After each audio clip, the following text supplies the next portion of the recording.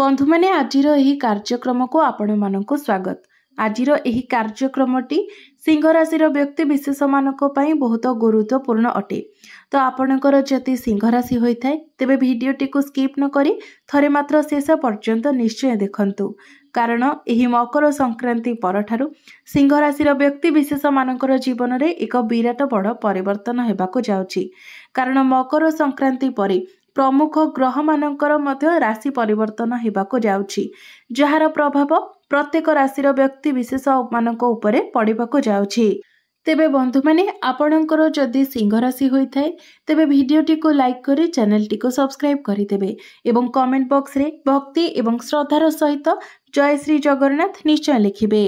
तेबे बंधु माने मकर संक्रांति दिन नवग्रहंकर अधिपति सूर्यदेव निजर राशि परिवर्तन करने जाउछंती, अर्थात धनु राशि मकर राशि को चलन करने जाउछंती। यार अर्थ सिंह राशि पंचम गृह षष्ठ गृह को सूर्य चलन करिवे एवं षष्ठ भाव में सूर्यंकर गोचर को भल बोली माना जाय थाए। तापरे सूर्य आपणकर सप्तम अष्टम नवम एवं दशम भाव को गोचर करिवे। एही सब स्थान रे मध्य सूर्यंकर स्थिति बहुत भल रहिबो। सेथिपाई वर्षर प्रथम 4 मासरे आपणक जीवन में विराट परिवर्तन हेबाकु जाउछि।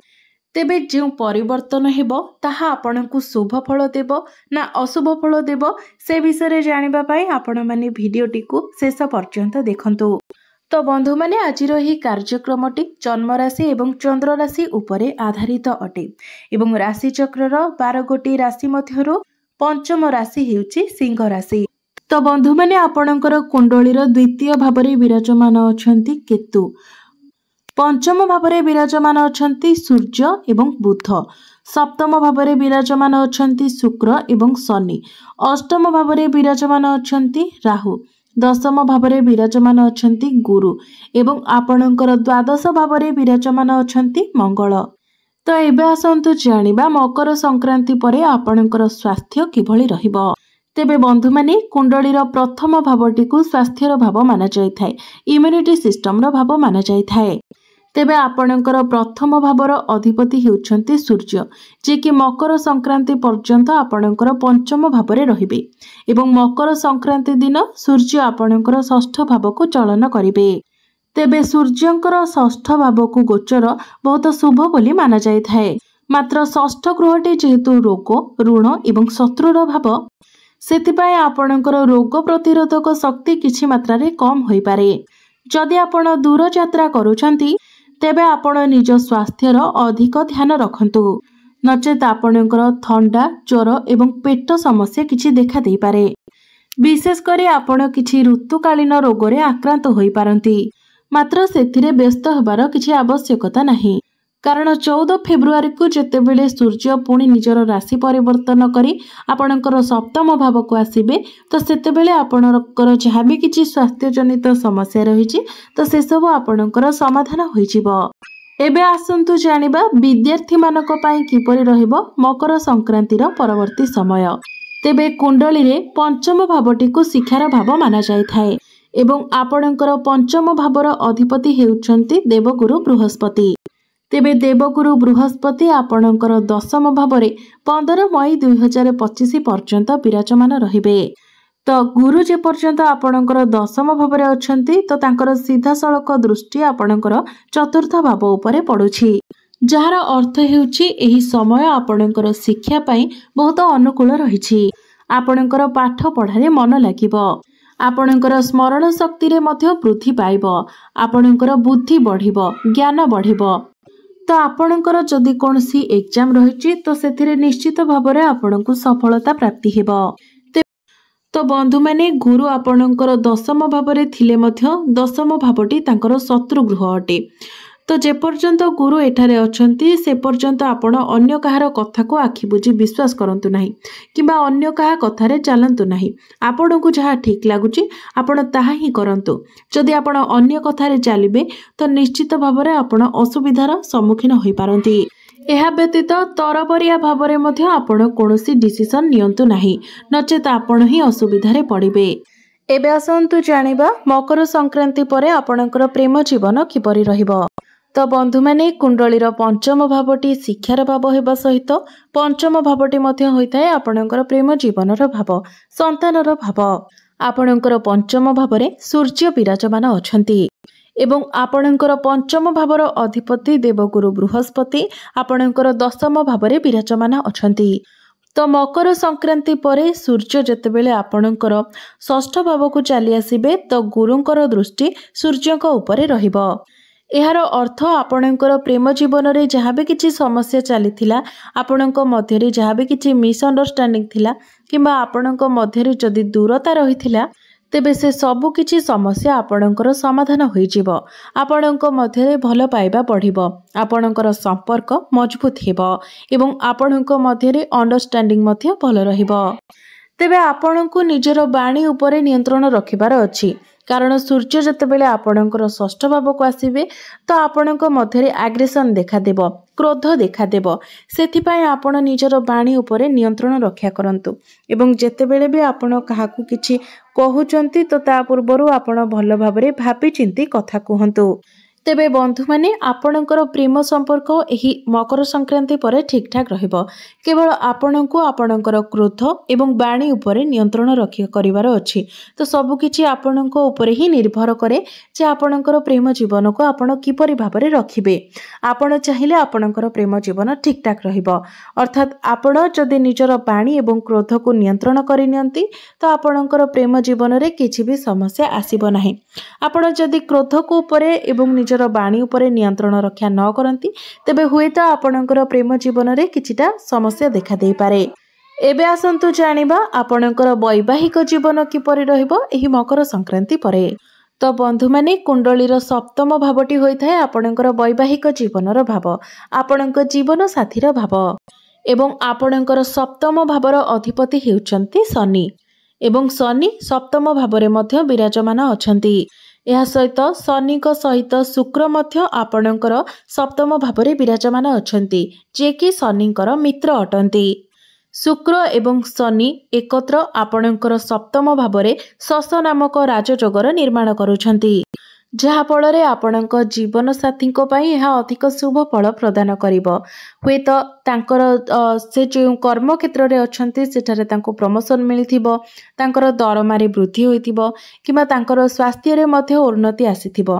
आपणଙ୍କର जीवन साथींकर पर्सनल लाइफ हेउ किबा प्रोफेशनल लाइफ हेउ सेतिरे निश्चित भाबरे आपण ग्रोथ देखिथिबे कारण आपणଙ୍କର सप्तम भावरे शनि 2.5 वर्ष हेबो शश नामक राजयोग निर्माण करुछंती। तो 2.5 वर्ष मध्यरे आपण निश्चित भावरे ए सब किछि परिलक्षित करिथिबे।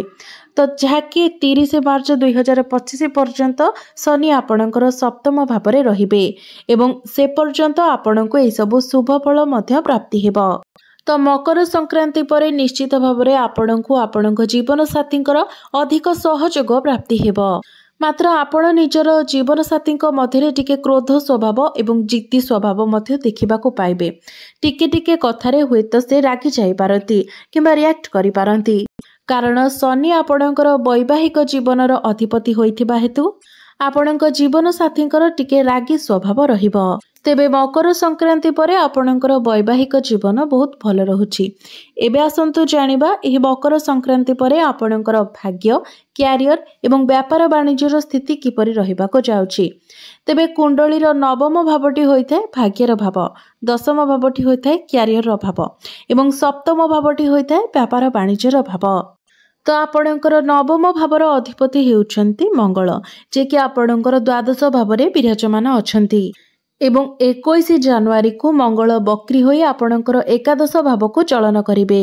तेबे आपण जदि कोनोसी भी बड़ डिसिजन नेबा पई चाहुछंती, कोनोसी बड़ कार्यर आरंभ करिबा पई चाहुछंती, कोनोसी बड़ इन्वेस्टमेंट करिबा पई चाहुछंती, आपण जदि आपणकर कोनोसी मीटिंग किंबा डील रहिछि किंबा आपण किछि भी सेमिति बड़ डिसिजन नेबा पई जाउछंती जहा आपणकर भाग्य सह संबंधित अटे तो 21 जनवरी परे जदि आपण से सब करंती तो आपणक पई समय अनुकूल रहिबो। आपणकर काम शीघ्र होई जिवो एवं सेथिरे आपणको लाभ मध्य मिलिबो कारण एकादश भावटी होइथाय लाभर भाव। तो मंगल जेतेबेले आपणकर लाभ स्थान रे विराजमान रहिबे तो प्रत्येक क्षेत्र रे आपणको लाभ ही लाभ प्राप्ति हेबो। एबे आसंतु जानिबा आपणकर क्यारियर किपरि रहिबो ही मकर संक्रांति परे। तो आपणकर दशम भावर अधिपति हेउछन्ति शुक्र, जे कि आपणकर सप्तम भावरे निज मित्रंक गृहरे मित्रंक सहित अर्थात शनिंक सहित विराजमान अछन्ति एवं आपणकर दशम गृहरु दशम भावरे विराजमान अछन्ति अर्थात भवात भवान सूत्र अनुसारे यह आपणको बहुत अधिक शुभ फल प्रदान करिबो, कारण एहाकु बहुत शुभ संयोग बोली माना जाय थाए। तेणु आपणकर दशम भावर अधिपति शुक्रंकर स्थिति बहुत भल थिबा हेतु आपणको कर्मक्षेत्र पाई मध्य एहा बहुत अधिक शुभ फल प्रदान करिबो। आपणको निजर कर्मक्षेत्र रे अनेक सफलता मध्य प्राप्ति हेबो। आपणकर कर्मक्षेत्रर परिवेश मध्य बहुत भल रहिबो। कार्यक्षेत्र रे आपण साहसी एवं पराक्रमी हेबे। आपणकर कॉन्फिडेंस लेवल बढ़िबो। पूर्वर आपणक मनरे निजर क्यारियर को नेकी जहाँ भी भय किंबा शंका रहितिला से सब आपणकर दूर होइजिबो। आपण निजको कॉन्फिडेंट अनुभव करिवे।